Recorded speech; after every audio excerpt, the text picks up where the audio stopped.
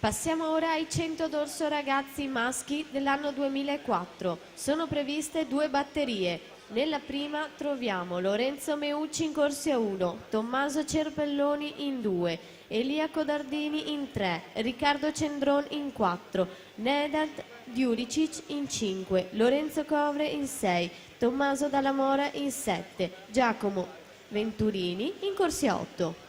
Attenzione, 100 farfalla assolute femmine a seguito della rinuncia di Martina Franconetti. Entra in finale Chiara Gattagrisa, stile libero. Dunque Chiara Gattagrisa in finale 100 farfalla assolute. In corso la ultima batteria del dorso categoria ragazze. Deborah Bernardi 32,43 il suo passaggio ai 50.